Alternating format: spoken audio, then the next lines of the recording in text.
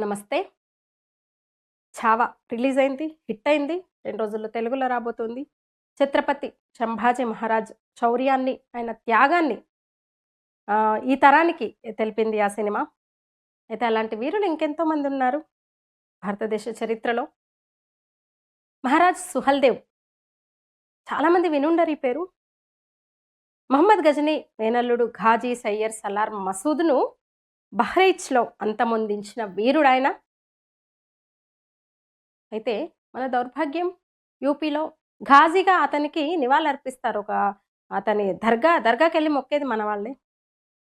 ఇప్పుడు ఔరంగజేబుని పొగుడుతున్నారు గదా! అట్లనే ఆ ఘాజీని పొగిడే వాళ్ళున్నారు. ఈ దేశంపై దండెత్తొచ్చిన దోపిడీదారులను తన కత్తితో అడ్డుకున్న ఊచకోత కోశాడు రాజు సుహెల్‌దేవ్. హిందుస్థాన్‌ను జయించాలని కలలుగన్నవాడు గజనీ మహమ్మద్ అయితే దేశంలోని ఎన్నో ఆలయాల మీద, వేలాది మంది ఆలయాల మీద దాడి చేసి, దోచుకుని, ధ్వంసం చేసి, అలాంటి గజనీ మేనల్లుడు వాడు. మేనమామ విజయాల నుంచి ప్రేరణ పొందినవాడు. వాడు వచ్చాడు తర్వాత. టర్కీ సేనలతో వచ్చాడు. అతని సైన్యం దేశంలోకి చొరబడి అనేక రాజ్యాలను, చిన్న చిన్న రాజ్యాలను, ఆలయాలను ధ్వంసం చేస్తూ సాగుతూ ముందుకొస్తోంది. చాలామంది చిన్న చిన్న రాజ్యాల రాజులు లొంగిపోయారు. ఇది జరిగింది 1033లో, 11వ శతాబ్దం.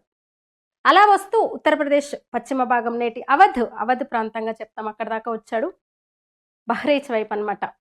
వాడి సేనలు కవాతు చేస్తూ ముందుకు సాగుతున్నాయి. అక్కడి రాజే సుహెల్‌దేవ్. శ్రావస్తి నా రాజ్యం పేరు, దానికి రాజు. 1000వ సంవత్సరంలో శ్రావస్తికి రాజుగా సింహాసనాన్ని అధిష్ఠించాడు. అయితే అందరూ రాజులు లొంగిపోతున్నా ఈ వీరుడు ఎదురు తిరిగాడు.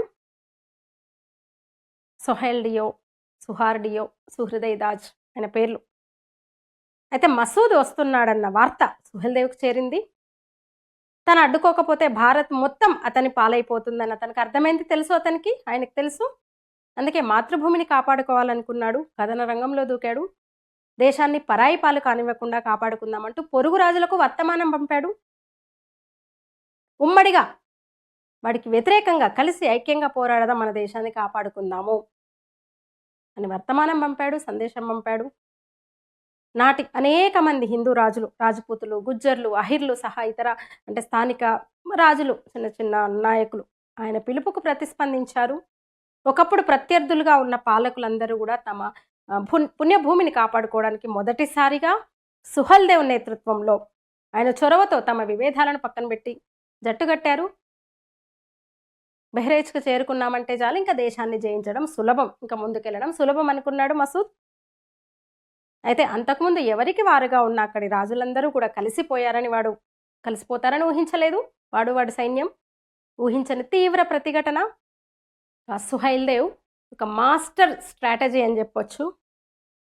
టర్కీ ఆక్రమణదారులను ఓడించడానికి ఒక అద్భుతమైన ప్రణాళిక రూపొందించాడు. కాసేపట్లో అంటే బహ్రెయిచ్ సమీపంలోకి ఆ టర్కీ సైన్యం, మసూద్ సైన్యము, తన సైన్యాధిపతులు, పెద్ద ఎత్తున సైన్యంతో ఇంకా వచ్చాడు, ఇంక ఎంటర్ అవుతాడనగా మొత్తం సైన్యం అంతా ఆ ప్రాంతాన్ని చుట్టుముట్టింది. ఆ అటవీ ప్రాంతాన్ని, ఆ చిత్తడి నేలలతో ఉన్న మధ్యలో చిత్తడి నేలలున్న చుట్టూ ఉన్న అటవీ ప్రాంతాన్ని చుట్టుముట్టింది. సైన్యం వాళ్ళందరూ కూడా శత్రు సైన్యం ఎక్కడికి అంటే పూర్తిగా ఛేదించారు. ఆ మార్గాల్ని పూర్తిగా చుట్టుముట్టారు. వీళ్ళకి అసలు బయటికి వెళ్ళడానికి లేదు, ఎటు వెళ్ళలేక ఆకలితో చచ్చారు కొందరు. ఇతర వ్యాధులు, ఆకలితో పాటు రకరకాల వ్యాధులు కొన్ని రోజుల పాటు అక్కడే ఉండిపోయారు, ఎటు కదలలేని పరిస్థితి. అంటే శక్తివంతమైన టర్కీ సైన్యం, మసూద్ సైన్యం పూర్తిగా బలహీనమైపోయింది. అప్పుడు రెట్టించిన ఉత్సాహంతో సుహెల్‌దేవ్, అతని సైన్యం ముందుకురికింది. కత్తులు, ఈటలు, విల్లులు మెరుపు దాడి చేశారు టర్కీ శిబిరాలపై, వాళ్ళ శత్రు సైన్యం శిబిరాలపై. భయంకరమైన యుద్ధం అది. సుహెల్‌దేవ్ సైన్యంతో పోరాడలేకపోయింది మసూద్ సైన్యం. సైన్యాధిపతులు ఒక్కొక్కరిగా నేల కొరిగారు. అస్తవ్యస్తమైన తన సైనికులను చూసి ఒక్కొక్కరిగా నేల కొరుగుతుండడం చూసి స్వయంగా ఆయుధం పట్టాడు మసూద్. స్వయంగా తాను రణరంగంలోకి దూకాడు. దీంతో సుహెల్‌దేవ్ సైతం సై అంటూ వచ్చాడు. ద్వంద్వ యుద్ధం అంటే ముఖాముఖి హోరాహోరీ జరిగింది. మసూద్ని కుక్కను కొట్టినట్టు కొట్టి ఆ రణభూమిలోనే అక్కడే చంపిపడేశాడు. రాజే చావడంతో సేన బెంబేలెత్తిపోయింది. భయపడి పారిపోబోతుంటే వారిని అడ్డుకొని మట్టుబెట్టాడు సుహెల్‌దేవ్. ఏ ఒక్కడిని కూడా అక్కడి నుంచి బయట అడుగు పెట్టనీయలేదు, మైదానం దాటనీయలేదు, రణభూమిని దాటనివ్వలేదు అంతే.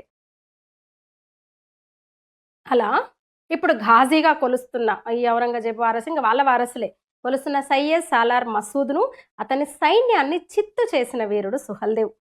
భారతీయ చరిత్రలోనే, భారతదేశ చరిత్రలోనే ఒక విదేశీ ఆక్రమణదారులపై అత్యంత నిర్ణయాత్మక విజయాలలో, విదేశీ ఆక్రమణదారులపై జరిగిన యుద్ధాలకు సంబంధించి ఒక అత్యంత నిర్ణయాత్మక వ్యూహంతో సాధించిన విజయాలలో బహ్రైచ్ యుద్ధం ఒక ప్రముఖంగా చెప్పొచ్చు. భారతదేశ చరిత్రలోనే అంటే విదేశీ ఆక్రమణదారులపై అంటే స్వదేశీ రాజుల పోరాటానికి సంబంధించి అత్యంత నిర్ణయాత్మకంగా ఒక పకడ్బందీగా వాళ్ళని పట్టుకొని మట్టు పెట్టి ఒక యుద్ధంగా అంటే ఒక విజయాలలో ఆ యుద్ధాన్ని, బహ్రైచ్ యుద్ధాన్ని ఒకటిగా చెప్పొచ్చు. ఆ తర్వాత దాదాపు శతాబ్దం పాటు అంటే 100 ఏళ్ల పాటు కూడా ఏ టర్కీ సైన్యం ఎవ్వడు కూడా ఆ ప్రాంతాన్ని ఆక్రమించడానికి ధైర్యం చేయలేదంటే ఎంత ప్రభావం చూపింది తర్వాత అర్థం చేసుకోవచ్చు. అయితే మన దౌర్భాగ్యం ముందే చెప్పాను. ఇప్పుడు ఔరంగజేబును పొగుడుతున్న ఈ లెఫ్ట్ లిబరల్స్ లాగే అక్కడ ఉన్నారు ఉదార వ్యాధిగ్రస్తులు. బహ్రైచ్లో మసూద్కు దర్గా కట్టారు, కానీ సుహల్దేవ్ హీరో అసలైతే. అయినా సరే అంటే సుహల్దేవ్కి సంబంధించి ఆయన శౌర్య ప్రతాపాలకు సంబంధించి ఆ యుద్ధం గురించి కథలు అంటే ఒక జానపద కథలు, గాథలుగా, ఒక పాటలుగా పాడుకుంటారు అక్కడ. సంప్రదాయ కళల్లో ఇంకా కళల ద్వారా, ప్రదర్శనల ద్వారా సుహల్దేవ్ గురించి ఇంకా స్మరించుకుంటూ ఉంటారు ఆ ప్రాంతంలో, అవధి ప్రాంతంలో. అయితే అదే స్థాయిలో మసూద్ను కూడా కీర్తిస్తున్నారు అక్కడ. దర్గాను సందర్శించే వాళ్ళలో హిందువులే ఎక్కువ. ఆ దోపిడీదారుని ఇప్పటికీ వామపక్షులు సూఫీ సెయింట్గా కీర్తిస్తారు. యుద్ధంలో ఓడిపోయిన ఆ సందర్భంగానే అతనికి ఘాజీగా కీర్తించారు. అంటే సెయింట్, సూఫీ సెయింట్ అనమాట.